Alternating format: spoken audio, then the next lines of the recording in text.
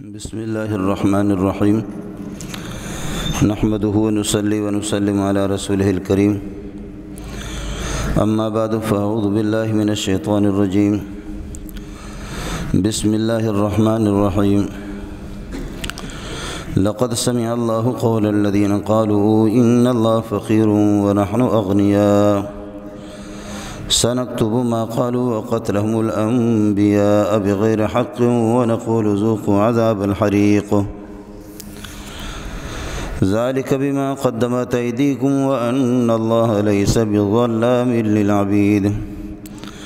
الذين قالوا إن الله عهد إلينا ألا نؤمن لرسول حتى يأتينا بقربان تأكل قل قد جاءكم رسل من قبلي بالبينات وبالذي قلتم فلم قتلتموهم إن كنتم صادقين فإن كذبوك فقد كذب رسل من قبلك جاءوا بالبينات والزبر والكتاب المنير كل نفس ذائقة الموت وإنما توفون أجوركم يوم القيامة فمن زحزح عن النار وأدخل الجنة فقد فاز وما الحياة الدنيا إلا متاع الغرور لتبلون في أموالكم وأنفسكم ولتسمعن من الذين أوتوا الكتاب من قبلكم ومن الذين أشركوا أذى كثيرا وإن تصبروا وتتقوا فإن ذلك من عزم الأمور اللهم صل على محمد وعلى آل محمد كما صليت على إبراهيم وعلى آل إبراهيم إنك حميد مجيد اللهم بارك على محمد وعلى آل محمد كما باركت على إبراهيم وعلى آل إبراهيم إنك حميد مجيد انسانیت پوری کی پوری بمنزل جسد واحد کی ہے، اور آپ نے فرمایا کہ جیسے کہ انسان کے بدن میں ہاتھ ہے، پاؤں ہے، آنکھیں ہیں، کان ہے، دیگر اعضاء ہے، کسی بھی عضو کو اگر تکلیف ہو، ہاتھ کو تکلیف ہو تو پورا جسم بے چین رہتا ہے، بے قرار رہتا ہے، پاؤں میں تکلیف ہو پورا جسم بے چین اور بے قرار رہتا ہے۔ پوری انسانیت کو اللہ نے ایک ہی بنایا ہے، اور خاص طور پر مومنین کے بارے میں فرمایا کہ المومن للمومن کالبنیان یشد بعضہ بعضا۔ مومن مومن کے لیے اس طرح ہے جیسے کہ ایک تعمیر ہو اور بلڈنگ ہو، اس بلڈنگ کی بنیاد وہ پلروں پر ہے اور ستونوں پر ہے، ستونوں سے اور پلروں سے اس بلڈنگ کو استحکام حاصل ہے اور مضبوطی حاصل ہے۔ مومن بھی ایک دوسرے سے یتعاونون فیما بینہم، ایک دوسرے سے تعاون کرتے رہتے ہیں۔ اس سے ہٹ کر کے عام انسان بھی سارے کے سارے آدم علیہ السلام کی اولاد ہے۔ انسان کو انسان سے تعلق بھی ہوتا ہے، انس بھی ہوتا ہے، جنسی طور پر چونکہ ایک ہی جنس ہے، آدم علیہ السلام کی اولاد ہے، تو فطری طور پر اور طبعی طور پر ایک انسان کو دوسرے سے محبت رہتی ہے۔ لیکن جہاں ایک محبت طبعی ہے اور اتحاد جنس ہے، وحدت جنس ہے کہ ایک ہی جنس کے ہیں انسان، سارے مسلمان ہوں یا کافر ہوں وہ سب ایک ہے، طبعی طور پر فطری طور پر آپس میں ان کا تعلق بھی ہے، لیکن طبیعت اور فطرت کے سامنے کبھی شریعت کا ٹکر آ جاتا ہے، تو ایسے موقع پر پھر یہ ہے کہ شریعت کو ترجیح ہوگی، خدا کے حکم کو ترجیح ہوگا۔ آپ دیکھیں کہ جیسے کڑوی دوائی وہ طبعی طور پر آپ کو ناپسند ہے، بیمار آدمی کڑوی دوائی کو پہلے سے بیماری، نکاہت، کمزوری ہے، اس کو کڑوی دوائی کو طبعی طور پر کوئی پسند نہیں کرتا، لیکن عقلی طور پر اور شرعی طور پر یہ ہے کہ جی آپ اگر نہیں پئیں گے اس کڑوی دوائی کو تو آپ کی ہلاکت ہے۔ تو وہاں عقل کو ترجیح دیتے طبیعت پر، اور شریعت کو ترجیح ہوتی ہے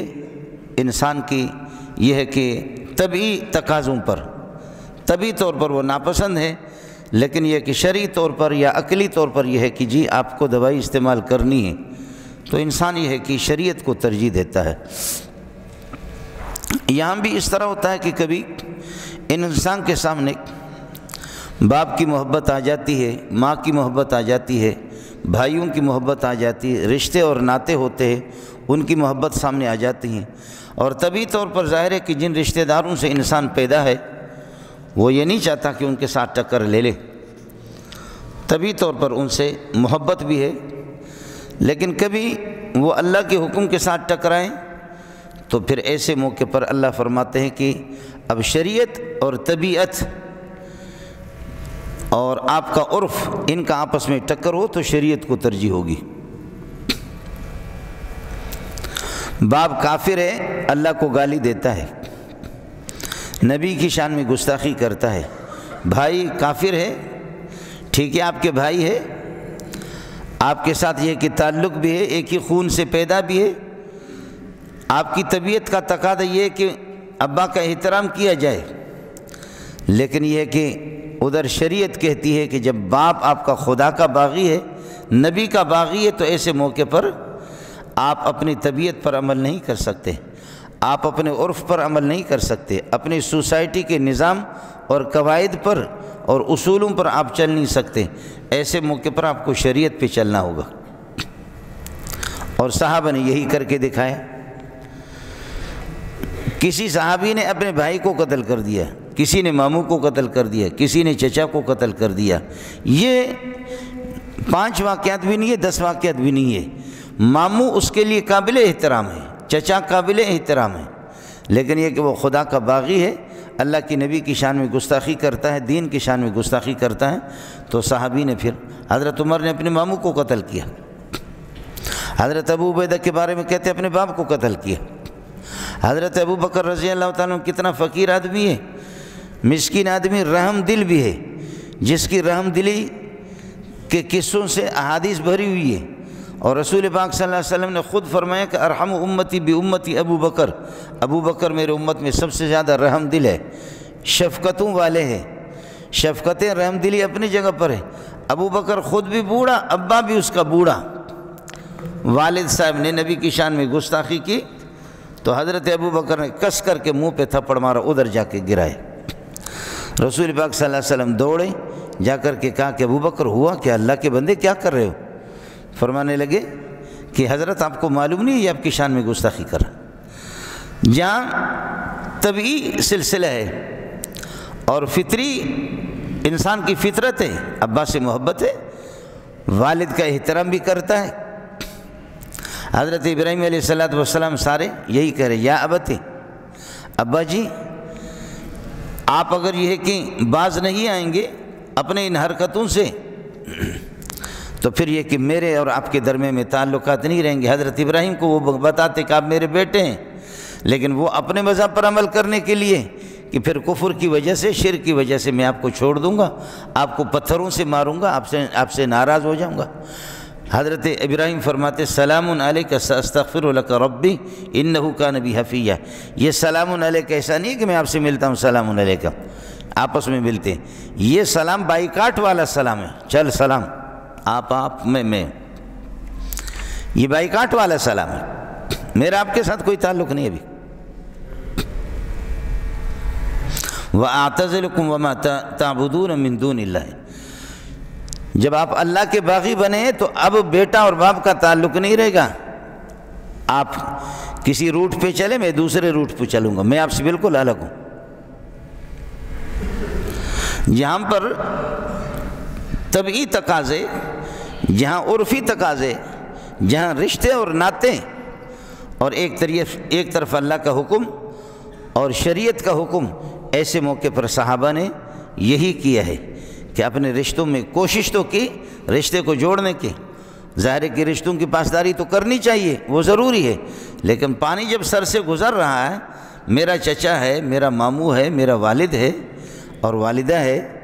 اگر وہ اللہ کے حکم کے خلاف چل رہے ہیں تو پھر یہ سب کچھ یہ ہوا، ان رشتوں کو انہوں نے چھوڑ دیا، وہاں پھر اس رشتہ داری کی پاسداری نہیں کی، اور ان رشتوں کو اور ان تعلقات کو انہوں نے پھر یہ کہ استعمال نہیں کی، پھر یہ تعلقات انہوں نے چھوڑ دیے، وہاں اللہ کے حکم کو انہوں نے ہاتھ میں لے لی۔ جرم کی نوعیت بھی ہوتی ہے۔ پھر رسول پاک صلی اللہ علیہ وسلم نے خود بھی مختلف قسم کے مجرمین ان کی جرم کے لحاظ سے آپ نے سزا بھی تجویز کی ہے۔ بیت اللہ کتنا قابل احترام ہے، بیت اللہ کے اندر قتل و قتال کی اجازت نہیں ہے۔ بیت اللہ کتنا مقدس، مسجد حرام کتنی مقدس جگہ ہے، اور اشہر حرم جن مہینوں میں قتل و قتال کی قطعاً اجازت بھی نہیں ہے، لیکن یہ ہے کہ جہاں اللہ کے بڑے بڑے دشمن آ گئے تو پھر اللہ کے نبی نے فرمایا کہ کعبۃ اللہ کے اندر بھی مل جائے وہاں بھی قتل کرو۔ ابن خطل ابن اختل جو حضرت کو گالیاں بھی دیتا تھا، اور کچھ گانی والی جیسے ہمارے ہاں ہوتا ہے نا کہ اداکارائیں، تو اداکاریں پال کر کے انہوں نے رکھا تھا جو نبی پاک صلی اللہ علیہ وسلم کی شان میں گستاخی کرتی تھی۔ حضرت نے فرمایا کہ اقتلوہ ولو کان متعلقا باستار الکعبۃ، کعبۃ اللہ کے اگر غلاف بھی انہوں نے پکڑا ہوا ہے تب بھی قتل کرو۔ کعبۃ اللہ کے اندر اس مردار کو مار دیا، مسجد حرام کے اندر ہی اس کو مار دیا، مسجد حرام میں کسی کو۔ ومن دخلہ کان آمنا، جو حدود حرم میں داخل ہوتا باہر کا قاتل اگر قتل کر کے بھی آ جائے تو تب بھی امام ابو حنیفہ فرماتے کھانا بند کرو، پانی اس کا بند کر دو، کھانا بند کرو، پانی بند کر دو۔ آخر وہ کتے کا بچہ کب تک یہاں پر حدود حرم میں چھپے گا، کھانے کے لیے کبھی تو نکلے گا نا، لیکن حدود حرم کے اندر اس کو قتل نہ کرو۔ ومن دخلہ کان آمنا، قاتل اگر کسی انسان کو قتل کر کے آ کر کے بیت اللہ کی پناہ میں آ جاتا ہے، حدود حرم میں آ جاتا ہے، اس کو قتل نہیں کرنا چاہیے۔ لیکن یہ قتل اتنا بڑا جرم نہیں ہے، نبی کی شان میں گستاخی اور اللہ کی شان میں گستاخی، آسمانی کتابوں کی گستاخی، تو فرمایا کہ اقتلوہ ولو کان متعلقا باستار الکعبۃ، کعبۃ اللہ کا غلاف اگر پکڑا ہوا ہو نا تب بھی وہیں پر قتل کرو۔ یہ عام انسان کی قتل کی وہ سزا نہیں ہے۔ عام غزوات کے اندر، جہادوں کے اندر آپ نے فرمایا کہ اللہ کے لیے معصوم بچوں کو قتل نہ کرو، ان کا کیا قصور ہے؟ کافروں کے بچوں کو قتل نہ کرو، ان کی عورتوں کو کچھ بھی نہ کہو، عورتوں کا کیا قصور ہے؟ ان کو قتل نہ کرو۔ کہیں کوئی خاتون مقتول پائی گئی، صحابہ جمع ہو گئے، کیا ہوا، کس لیے جمع ہے؟ پتہ چلے کہ جی ایک خاتون قتل ہو گئی ہے۔ اللہ کے نبی نے فرمایا کہ اللہ کا خوف کرو، خواتین کو قتل نہ کرو، ان کا کیا قصور ہے؟ اور خواتین تو پھر وہ لڑتی بھی نہیں ہے، آپ سے جو خدا کا باغی بن کر کے جو آپ کے مقابلے میں آتے ہیں وہ تو ان کو جوان لوگ ہیں، لڑنے والے لڑاکو لوگ ہیں، اور بعض جگہوں میں بڈھوں کو بھی قتل کرو، بڈھے ان کا شیطان بڑا مضبوط ہوتا ہے، تجربہ کار ہوتا ہے، بوڑھوں کو بھی قتل کرو، اس لیے کہ مشورہ دینے میں بوڑھے جو پرانے تجربہ کار ہوتے ہیں ان کا جو مشورہ ہوتا ہے۔ ہمارے استاد فرماتے تھے کہ بوڑھوں کے لیے دعا کرو کہ وہ سیدھے راستے پر چلے تو چلے، آخری وقت ہے ان کا، اور اگر نہ چلے سیدھے راستے پر، جب مولوی کو تنگ کرے تو فرمائے دعا کرو اللہ ان بوڑھوں کو بھی خیریت کے ساتھ لے جائے۔ لیکن وہ بوڑھے کہ جو بڑے تجربہ کار، دان تم کے گرے ہوئے ہوتے ہیں، لیکن وہ مشورہ دیں گے اللہ کی پناہ، اس لیے کہ پرانے کھلاڑی ہے اور پرانے تجربہ کار ہے، تو ایسوں کو مارو۔ یعنی آپ کو حیرت ہوگی، قرآن مجید آپ دیکھیں، جب اصحاب الایلہ انہوں نے جب اللہ کی نافرمانی کی، حضرت داؤد علیہ السلام کی قوم، تو اللہ نے جن کو بندر بنایا، نوجوانوں کو بندر بنایا، لیکن بوڑھوں کو خنزیر بنائے۔ یہ قرآن میں آپ دیکھیں، فَقُلْنَا لَهُمْ كُونُوا قِرَدَةً خَاسِئِينَ، بندر بن جاؤ، وَجَعَلْنَا مِنْهُمُ الْقِرَدَةَ وَالْخَنَازِيرَ وَعَبَدَ الطَّاغُوتَ، وَجَعَلْنَا مِنْهُمْ الْقِرَدَةَ، بندر بھی بنائے، والخنازیر خنزیر بھی بنا دی۔ بوڑھوں کو خنزیر بنایا، بندر تو پھر بھی کچھ نہ کچھ خنزیر سے کم درجے کا ہے، بوڑھوں کو خنزیر بنا دی۔ عورتوں کی قتل کی آپ نے اجازت نہیں دی، لیکن یہ ہے کہ جہاں جرم کی نوعیت ہوتی ہے، ایک خاتون ہے مستقل مشہور ہے کہ وہ حضرت کو گالیاں دیتی ہے، تو صحابہ نے اعلان کر دیا، جب ان کے جوانوں کو، لڑاکو لوگوں کو مارا، عورتیں گرفتار کی، بچوں کو گرفتار کیا، عورتوں کو قتل نہیں کرنا ہے، بچوں کو قتل نہیں کرنا ہے، وہ تو گرفتار ہو گئے، لیکن اعلان ہو رہا ہے کہ ایک خاتون کے بارے میں وہ کہاں ہے، اگر کسی کو پتہ ہو۔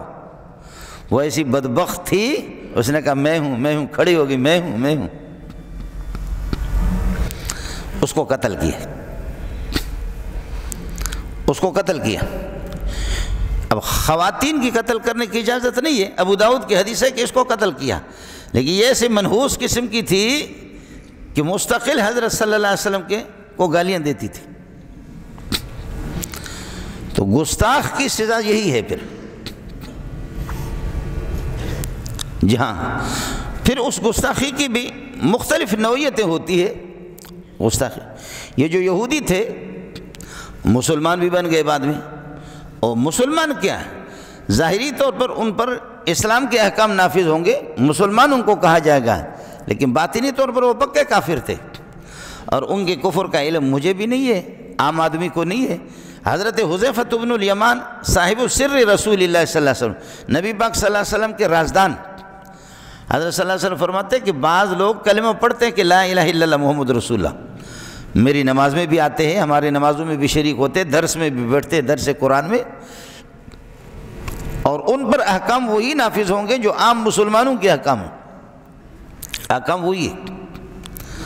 لیکن حقیقت میں وہ کافر ہے۔ نبی کو بتایا گیا تھا، حضرت نے فرمایا کہ میں ان کو قتل نہیں کرتا، اس لیے کہ اوپر تو انہوں نے وہ ایک فوٹو اسٹیٹ مسلمان تو ہے، اوپر تو انہوں نے ایک لیبل لگائی ہے کہ جی مسلم مسلم مسلم، لیکن اندر وہ مسلمان نہیں ہے۔ حضرت حذیفہ بن الیمان کو، صحابی رسول کو، حضرت نے اپنے شاگرد کو بتا دیا تھا کہ اپنے لسٹ میں لکھ لو، نوٹ کر لو، فلانا صوفی صاحب، فلانا فلانا، لگتا تو بڑا صوفی ہے، فلانا فلانا فلانا فلانا فلانا فلانا فلانا فلانا فلانا، یہ پکے بے ایمان ہے، ان کے نمازوں پہ نہیں جانا۔ سورہ توبہ کے اندر جو 10ویں پارے میں اس قسم کی منافقین کی تقریباً 60 تک ان کی خباثتیں بیان کی ہیں، یہ ان میں ہے، یہ ان میں ہے، یہ گند ہے، یہ نشانی ہے، یہ علامت ہے۔ حضرت حذیفہ کے پاس مستقل کی لسٹ ہوتی تھی، ان کو معلوم تھا، لیکن فتنے سے بچنے کے لیے وہ بتاتے نہیں تھے عام آدمی کو، لیکن حضرت نے فرمایا وقت خود بخود انسان کو بتاتا ہے، وقت پہ یہ وقت خود بتاتا ہے۔ ہمارے بزرگ بھی سبحان اللہ، کچھ طلبہ ہمارے یہاں پڑھتے ہیں، کوئی دارالعلوم میں پڑھتا ہے، کوئی بنورٹا میں پڑھتا ہے، کوئی جامع فاروقی میں پڑھتا ہے، کوئی جامع صدیقی میں پڑھتا ہے۔ میں تو نالائق آدمی ہوں، لیکن ہمارے اساتذہ حضرت اقدس رئیس المحدثین مولانا سلیم اللہ خان رحمۃ اللہ علیہ، حضرت اقدس مولانا بنوری رحمۃ اللہ علیہ، مفتی ولی حسن ٹونکی رحمۃ اللہ علیہ، ہم بعض طالب علموں کو دیکھتے ہیں کہ غضب کے ہوشیار ہے، کتاب دان ہے، لیکن وہ استاد کہتا ہے مذاق میں یہ جا کر کے فتنہ بنے گا۔ طلباء کہتے ہیں کہ یہ صف اول میں بھی ہوتا ہے، تہجد بھی پڑھتا ہے، سبق کی پابندی بھی کرتا ہے، سب سے زیادہ ہوشیار بھی ہے، اس کے بارے میں مفتی ولی حسن اس کے بارے میں کہتا ہے کہ یہ فتنہ بنے گا، یہ گمراہ ہو جائے گا، مولانا بنوری اس کے بارے میں کہتا ہے، شیخ الحدیث مولانا سلیم اللہ خان کہتا ہے۔ آج سلیم اللہ بھی نہیں رہا، آج حضرت اقدس مولانا بنوری بھی نہیں رہے، آج مفتی ولی حسن بھی نہیں رہا، ہم ان کو ملامت کرتے رہے، لیکن اللہ کی قسم ان کی بات سچی ہوگی، آگے جا کر کے وہ فتنہ بنا، ان سے ایک ایک آدمی فتنہ بنا۔ وہ جو کہتے ہیں نا کہ کلندر ہر چی گوید دید گوید، کلندر جو کچھ کہتا ہے دیکھ کر کے کہتا ہے، اس کو سب کچھ نظر آتا ہے۔ کلندر ہر چی گوید دید گوید،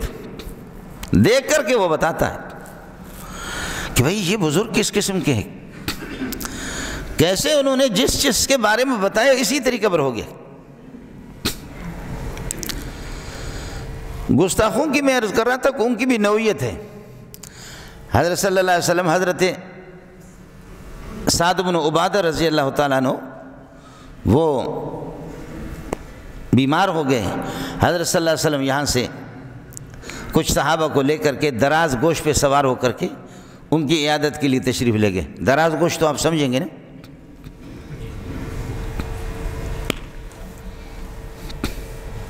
دراز گوش پہ حضرت سوار ہو گئے اور وہاں گئے حضرت سعد بن عبادہ کے پاس۔ تو ایک مجلس میں جیسے پہنچے، اس تک نہیں پہنچے تھے حضرت سعد بن عبادہ پر کہ ایک مجلس میں، اس مجلس میں مسلمان بھی ہے،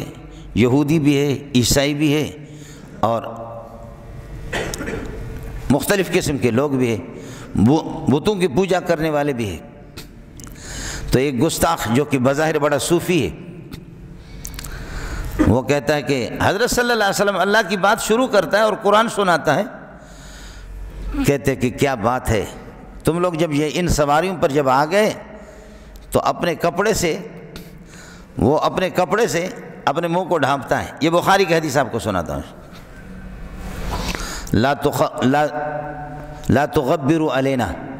ہم پر غبار نہ اڑایا کرو، یہ تمہاری سواریوں سے جن پر تم سوار ہو کر کے آئے بدبو بھی آ رہی ہے، تمہاری سواری سے بدبو آ رہی ہے۔ دراز گوش میں نے عرض کیا۔ ایک صحابی نے کہا کہ اللہ کی قسم، یہ نبی کی سواری آپ جو کہہ رہے کہ بدبو، اس کا پیشاب یہ بھی تم سے بہتر ہے۔ میں کبھی کبھی غصہ ہوتا ہوں تو ہم تو اپنے جذبات سے مجبور ہوتے ہیں، تو یہ بعض اس قسم کی مسٹر جو ہوتے ہیں مولوی کو اور حافظ کو جو ہے نا، وہ بہت ذلت کی نگاہ سے دیکھتے ہیں۔ ان کے ہاں تو یہ چیز مجھے یاد آتی، میں کہتا ہوں کہ یہ حافظ صاحب کا پاخانہ بھی تم سے بہتر ہے، یہ تم سے بہتر ہے۔ باقی لوسی تو حکومت کی ایک پلیٹ چاٹ کر کے کھاتا ہے، تو جا ان کی پلیٹ چاٹ، ہم نے تجھ سے تو کچھ لینا دینا تو کچھ بھی کرنا بھی نہیں ہے، ہم تو بات تو صاف کریں گے۔ تو صحابی نے کہا کہ اللہ کی قسم، یہ نبی کی جو سواری ہے اس کا جو گرد و غبار ہے وہ بھی تجھ سے بہتر ہے، اس کا گند بھی تو گند کہتا ہے، گندہ تو ہے۔ کچھ لوگوں کی طرف سے اٹھے، کچھ، یہ بخاری کی حدیث آپ کو سنا رہا ہوں۔ حضرت صلی اللہ علیہ وسلم نے فرمایا کہ خاموش ہو جاؤ۔ جا کر کے حضرت سعد بن عبادہ کی عیادت کے لیے پہنچے، کہنے لگے سعد آپ کو معلوم ہے میں کس طرح آیا ہوں، اور فلاں سردار صاحب نے، مردار صاحب نے اس قسم کی بات کی ہے، دونوں طرف سے لڑائی کا سلسلہ شروع ہو گیا۔ تو حضرت سعد بن عبادہ نے فرمایا حضرت یہ بڑا چودھری تھا اور لوگ اس کو سردار بنا رہے تھے، اور ایک یہ ہے کہ پروگرام ایک جلسے اور ایک کانفرنس کا ارادہ تھا کہ کانفرنس کریں گے، اس کو پگڑی باندھیں گے، اس کی دستار بندی کریں گے، یہ سردار ہوگا، مردار ہوگا۔ لیکن جب آپ کا سورج طلوع ہو گیا تو سب کے تارے غروب ہو گئے۔ جب آپ دنیا میں تشریف لا گئے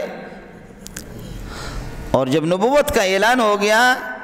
تو سب کے سورج غروب ہو گئے، کوئی بھی تارہ نظر نہیں آ رہا، وہ سارے کے سارے۔ اب یہ اتنا رسوا ہو گیا ہے، یہ سارا غصہ اسی وجہ سے اس کو ہے، یہ سارا غصہ اسی وجہ سے۔ یہ جو ظاہری طور پر جو مسلمان بھی بنے تھے بعد میں، یہ بھی حقیقت میں یہودیت کو چھوڑ کر کے مسلمان، یہودیت تو انہوں نے چھوڑا بھی نہیں۔ منافق حقیقت میں کافر ہی ہوتا ہے۔ منافق جو اصل منافق ہو، اعتقادی جو منافق ہو، اس پر احکام تو اسلام کے جاری ہوں گے۔ المنافقون تجری علیہم احکام المسلمین، مسلمانوں کے احکام جاری ہوں گے، بظاہر قانون ہمارا ہوگا، اس کو مسلم کہیں گے مسلمانوں کی سوسائٹی میں، لیکن اللہ کے ہاں منافق وہ اپنے آپ کو مسلمان نہ سمجھے، اللہ کے ہاں وہ پکا کافر ہے، اور عام کافر کی سزا بھی وہ نہیں ہے۔ عام کافر کی سزا اللہ آپ کا بھلا کریے کہ وہ جہنم کے کچھ اور طبقات میں اتنی زیادہ، منافق بالکل نیچے، اسفل السافلین، بالکل جہاں گندہ۔ اس لیے کہ منافق کا نفاق ادھر نہیں ہوتا، ایمان ادھر ہوتا ہے، سینے کے ساتھ ہوتا ہے۔ منافق اپنے نفاق کو اتنا چھپاتا ہے کہ بالکل وہ استنجا والی جگہ کے پاس ہوتا ہے، یہ استنجا کرتے ہیں نا وہیں پر۔ تو اس لیے فرمایا ان المنافقین فی الدرک الاسفل من النار، جہنم کے بالکل نچلے طبقے میں ہوں گے۔ اس لیے کہ اس نے نفاق کو چھپایا ہوا نیچے، تو جائے نیچے، جہنم میں مردار وہیں پر جائے۔ جن لوگوں نے نبی پاک صلی اللہ علیہ وسلم کی شان میں گستاخی اور قرآن پاک میں کی شان میں گستاخی کی وہ اسی قسم کے یہودی تھے، اور بعد میں اگر مسلمان بنے بھی ان میں سے کچھ تعداد، اور بعض تو پکے واقعتاً مسلمان بنے، جیسے حضرت عبداللہ ابن سلام ہے، ایک بہت بڑی تعداد ہے۔ یہودیوں کے ایک بہت بڑے عالم فحاص اس کا نام ہے، حضرت ابو بکر رضی اللہ تعالیٰ عنہ کے یہاں تشریف لے گئے، حضرت نے فرمایا او فحاص تو تورات کا حافظ ہے، تورات کے بارے میں آپ کو علم ہے، تو قسم اٹھا لے کہ کیا اب موسیٰ علیہ السلام کا دین منسوخ نہیں ہوا ہے؟ کیا اب محمد رسول اللہ صلی اللہ علیہ وسلم کی دین پر قیامت تک عمل نہیں ہوگا؟ تو عالم ہو کر کے مردار پھر بھی اسلام قبول نہیں کر رہا ہے۔ آپ کو چاہیے کہ دوسرے یہودیوں کی نوعیت الگ ہے، آپ کی نوعیت الگ ہے۔ کہنے لگے ابو بکر مجھے وہ محمد نہیں چاہیے، وہ قرآن بھی نہیں چاہیے، وہ اللہ بھی نہیں چاہیے جو اللہ ہم سے چندہ مانگتا ہے۔ اللہ حامی ہو، آخر دعوانا